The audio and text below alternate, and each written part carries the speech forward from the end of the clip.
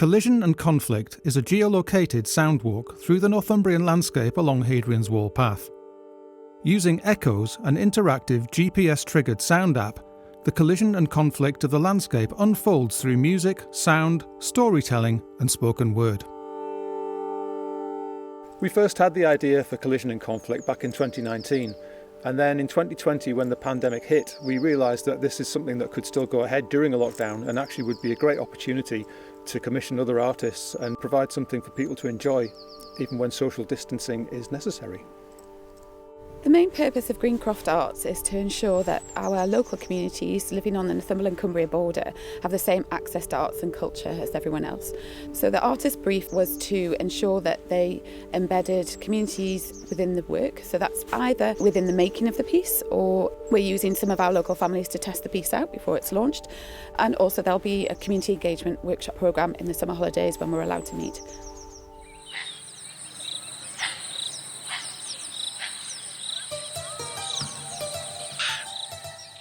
Peregrination is inspired by the cohort of Maori from northwest Africa. We decided to use the songs and calls of migratory birds as a vehicle to reflect upon human migration. We thought it would be interesting to include African instruments alongside the bird songs. It was great to be a part of this project. I learnt a lot about birds and the nuances of their communication techniques. For us, it was the perfect lockdown project, enabling us to journey across land and sea from Hadrian's Wall to Africa. Hello? Can you hear me? It's strange talking to you in this way when I'm so far away. But I know exactly where you are standing. Our piece is called All Walls Must Fall. And what it does is it uses where you're standing next to Hadrian's Wall as a jump-off point for hearing stories of people in locations where similar walls have been built throughout the past century. So we try and use Hadrian's Wall as a reference point from which we can kind of contemplate what these walls mean, because when you delve into the history, it's pretty dark. And so starting with a landmark, which is really well known to us, is a way to try and bring what's distant that bit closer and make it more relatable.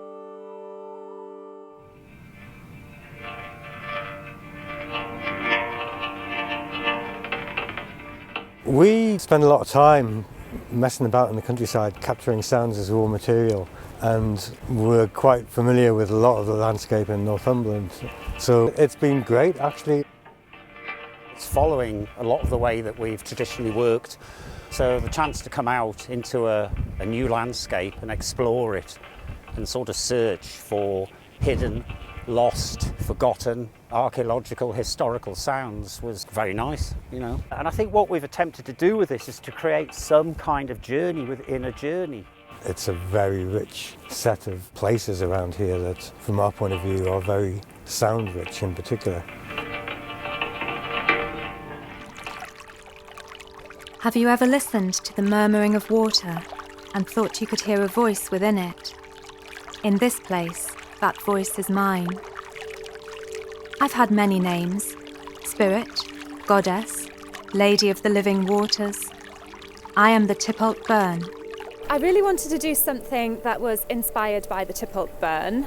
Something telling a story, moving through time and explaining if there was a goddess of the burn, what she would have seen. So it is very much taking place next to the burn, and I really hope that as people walk alongside the burn that they will be able to listen to the voice of the river goddess as she takes people on a journey through time.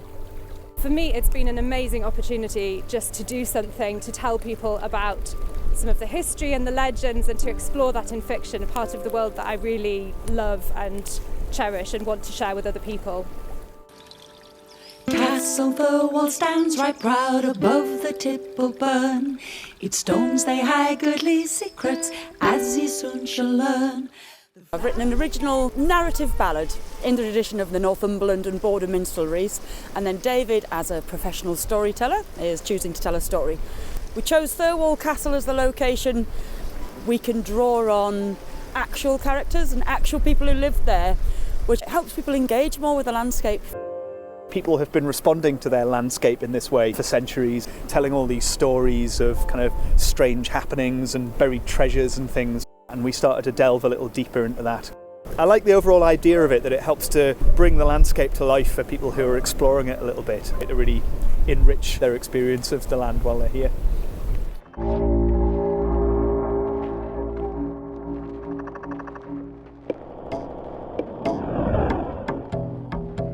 My name's Dan Fox. I'm a sound artist from South Cumbria. I did a bit of research and found out about the Syrian horseback archers who were based at housesteads, and they used a special kind of bow called a recurve bow. And so I've been working with bows and arrows as my sources of sound for this, and then use them as sample material to work with traditional rhythms from Syria, from Aleppo, to draw comparisons between the Roman archers who are here 3,000 miles away from their home and the Syrians who are now having to be spread around the world because they're escaping civil war in Aleppo.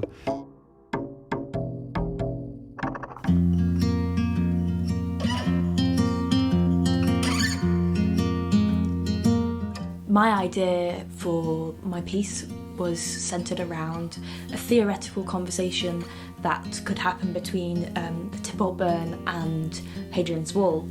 Set the burn to the wall, you're new to this place. The song starts out with a conversation between the burn and the wall, and as the piece progresses and time passes and hundreds of years pass, the river and the wall sort of like continue the conversation, but as the wall is being repurposed and turned into farm buildings and used by the local people and kind of integrated back into the landscape where the stone originated from. And I really hope that the ambient natural sounds of the river that you get from walking along that stretch are sort of echoed in your ears as you listen to the piece. Set the wall to the burn, 6 years until life grows. Local stone wears the landscape with pride, remembers when it fortified confident castles, the bricks of an ancient barricaded boundary, when quarrymen's hands hauled it into walls, carved its corners into squareness, and eventually sheltered inside. When you enter the village of Greenhead, you'll hear my poem, and I really hope that it brings you face to face with the people who live here and explores some of the conflicts that they face as a community. When the brief came out, I couldn't believe how much it chimed with me. At that point, it was the middle of lockdown, and I was thinking of getting out of the city and moving into the countryside. And within me, there was a lot of conflict about that, and this was a poem that I needed to write.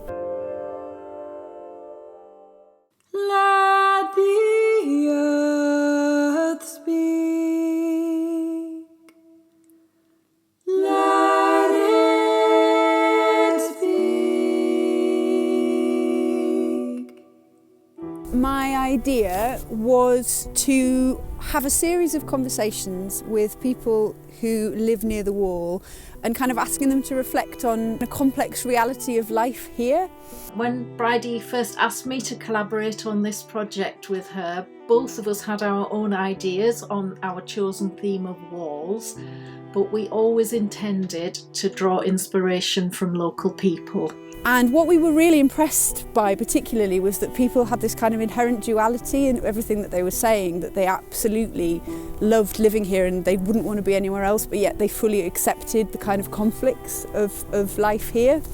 The conversations we had were variously moving, intense, funny, sad, quirky, educational and hopeful. It's really nice to work with commissioners who support you trying new things and being ambitious as well, but also being willing to guide you while you kind of step out of your comfort zone. So that's been a real treat as an artist. We've really enjoyed the process of creating the works, and we hope that you enjoy listening to them within the landscape as you explore Northumberland.